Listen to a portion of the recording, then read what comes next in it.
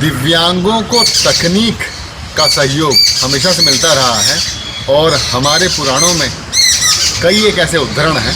हम जानते हैं कि आर्यव्रत, जिसे भारतवर्ष भी बोला जाता था, जो कि राजा भरत के नाम पर रखा गया है, उन्हीं के वंश में हुए धृतराष्ट्र जो कि दृष्टि दिव्यांग थे, उनकी पत्नी गांधारी थी। गांधारी माँ को जन्म होना था बच्चे, तो समय पूरा हुआ और कोई बच्चा तो पैदा नहीं हुआ, लेकिन एक मांस का टुकड़ा पैदा हुआ था जो कि माँ गांधारी के पेट से उत्पन्न हुआ। माँ गांधारी बहुत दुखी हुई और ऋषि वेदव्यास को बुलाया गया। ऋषि वेदव्यास ने उस मांस के टुकड़े के छोटे छोटे 100 टुकड़े किए और उसे अलग अलग औषधि के बर्तनों में रख दिया और उस औषधि के बर्तनों में हर एक मांस का टुकड़ा एक शिशु बन गया। और कहते हैं कि माँ गांधारी के 100 पुत्र इस तरह से हुए। इसका मतलब टेस्ट ट्यूब बेबी की जो परंपरा है और उसकी जो तकनीक है वो दिव्यांगों को भी उपलब्ध थी भारतवर्ष में।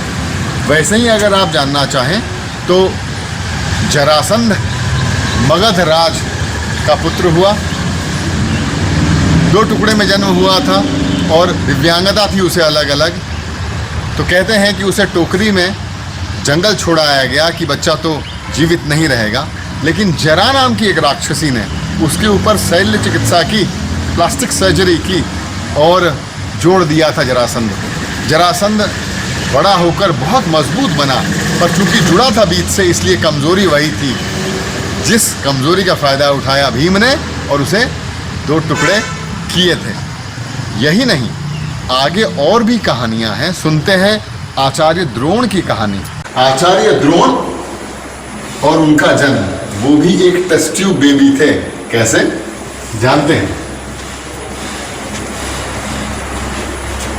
आचार्य द्रोण के पिता थे ऋषि भरद्वाज। ऋषि भरद्वाज ने जब अपनी शिक्षा पूरी की तो गुरु ने कहा कि स्वर्ग इंद्र से आयुर्वेद ले आओ और पितृ ऋण पूरा करने के लिए अपना गोत्र शुरू करो, गोत्र भारद्वाज। तो ऋषि भारद्वाज गंगा के किनारे अप्सरा घृताची के साथ मिलकर एक पत्ते के दोने के अंदर, एक ट्यूब के अंदर अपनी शक्तियों को एकत्रित किए और एक बालक पैदा हुआ, नाम रखा द्रोण। और यही आचार्य द्रोण थे जो कि टेस्ट ट्यूब या पत्ते के दोने के अंदर जन्म हुए थे, जिन्होंने देहरादून के टपकेश्वर मंदिर के अंदर अपना डेरा बनाया। इसलिए देहरादून का नाम हुआ डेरा द्रोण से देहरादून। इस तरह हम जानते हैं कि तकनीक, चाहे वो टेस्ट ट्यूब बेबी की तकनीक हो या प्लास्टिक सर्जरी की तकनीक हो, ये उपलब्ध थी और दिव्यांगों को भी उपलब्ध थी। बहुत बहुत धन्यवाद।